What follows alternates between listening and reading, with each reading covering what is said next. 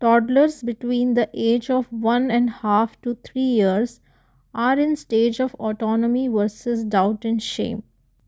The existential question during this stage is it okay to be me, or can I do it myself? As toddlers have developed gross and fine motor skills, and they have increased muscular strength and control over eliminative functions. They learn to talk, walk, use toilets, and feed themselves, wash and dress themselves. That is, they are capable of satisfying some of their own needs. Toddlers begin to explore the world around them and develop interests. They begin to express or assert themselves, that is, assert their independence or autonomy or self governance in the form of asserting their will or choices or decisions. For this, they want to do things on their own. They assert themselves by moving away from their mother, picking up which toy to play with, making decisions about what they would like to wear, eat, etc. Moreover, they want to do things on their own without the guiding influence, without the stumping down by the caregivers. What the caregiver need to do? They need to let the children do that so that the child realizes I can do things on my own. I am the captain of my behavior. No one else controls me. I am responsible for my behavior. And that's an important lesson to learn. So the parents should not try to do everything for the child. But the child is allowed to behave within the boundaries of safety and appropriateness. As a caregiver, you think about what is appropriate and you think what is safe. Because children are thoughtless biologically. They can't think through their behavior, but they can behave. They are all about behaving. And if you say, didn't you think about it before you did it? They have no idea what you are talking about. So behavior comes first for them. So as a parent, you have to think what is safe and appropriate. A supportive parent should allow their child to explore the limits of their abilities within an encouraging environment which is tolerant of failure. For example, rather than put on a child cloth, parents should allow the child to try until he succeed or ask for assistance. And if the child fails at a particular task, they must not criticize the child for the failure, particularly when toilet training.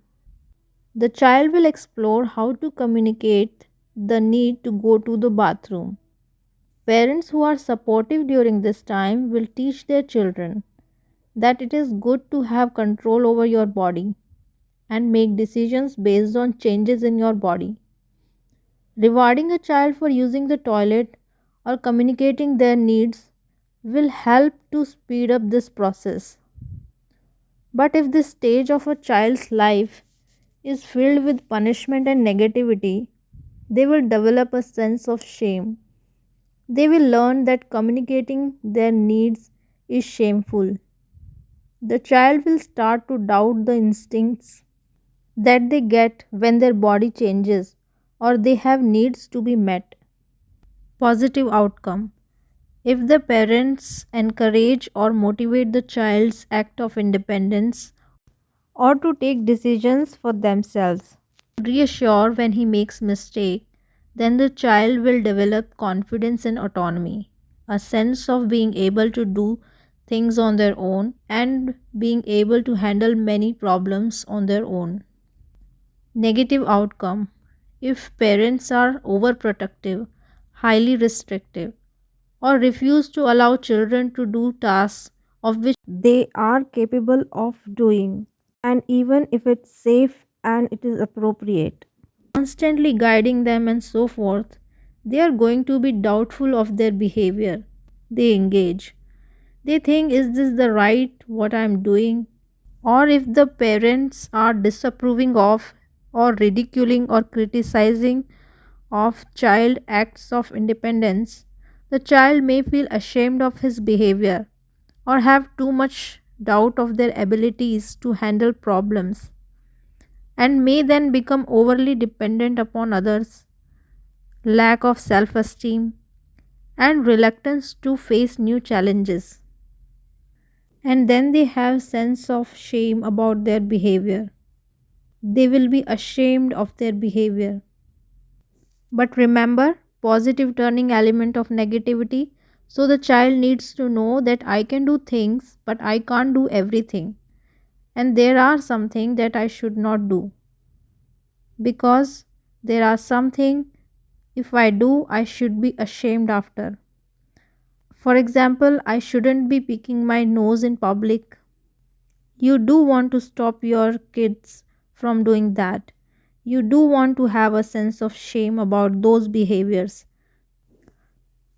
If a parent is overly anxious about the toddler's actions for fear that the child will get hurt or violate others' expectation, the caregiver can give the child the message that he or she will be ashamed of their behavior and instill a sense of doubt in their own abilities.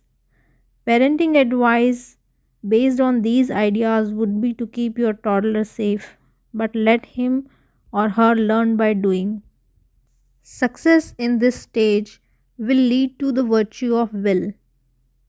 What can parents do? Parents can allow children the chance to explore their surroundings while maintaining a safe environment. Parents encourage toilet training during this time.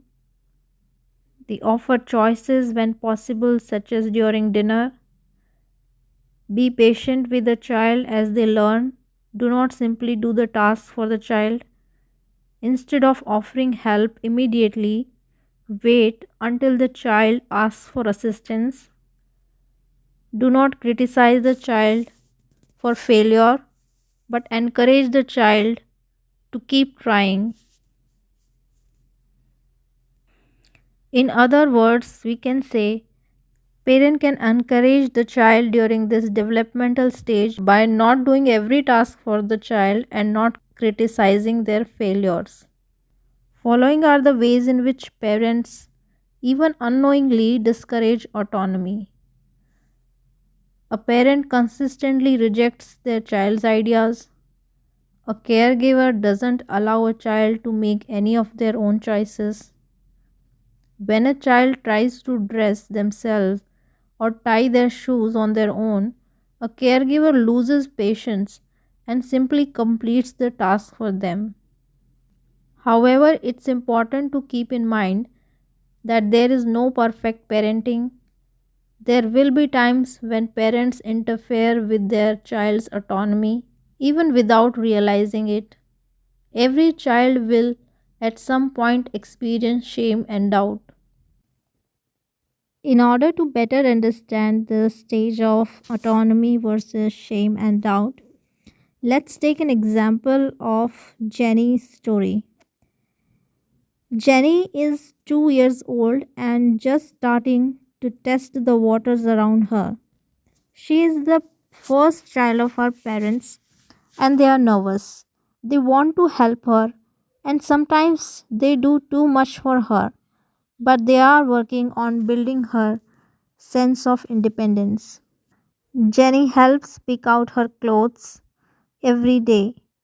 Even though they don't match, Jenny's parents let her wear them as long as they are appropriate for the weather. Jenny's take a very long time to get dressed. Her parents have built in extra time in the morning to accommodate for this.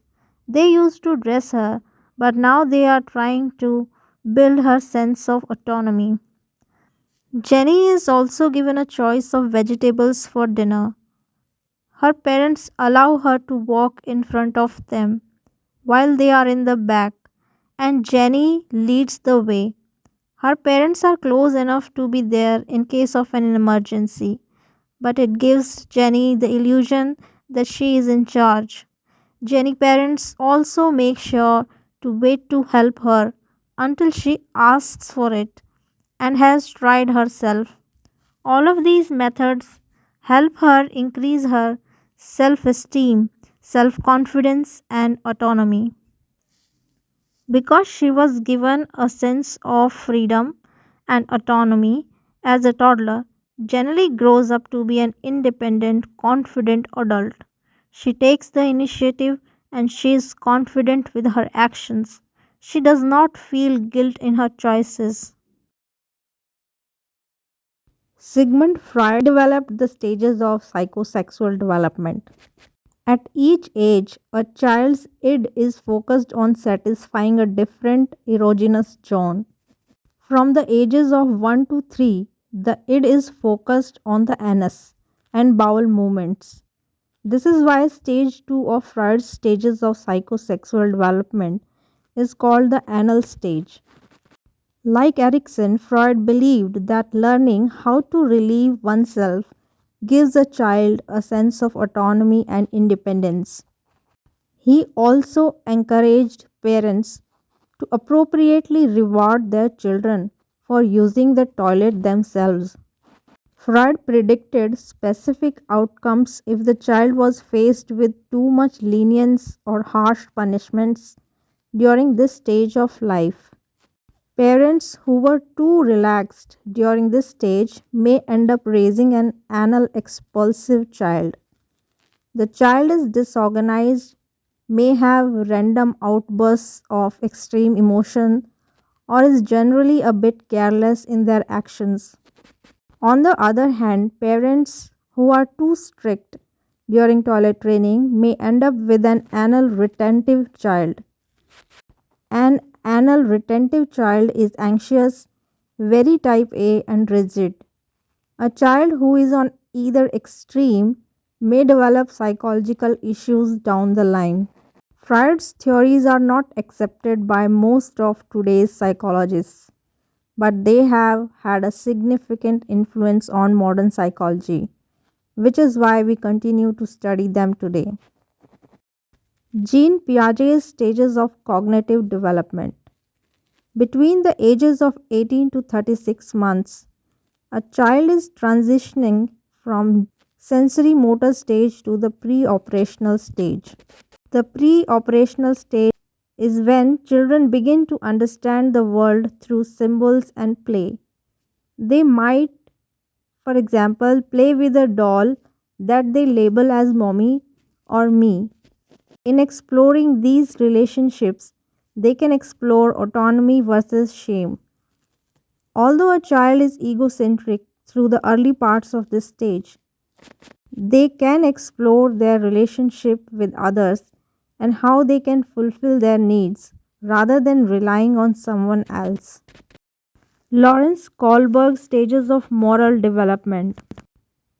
According to Kohlberg, children are in the first stage of moral development until the age of 9.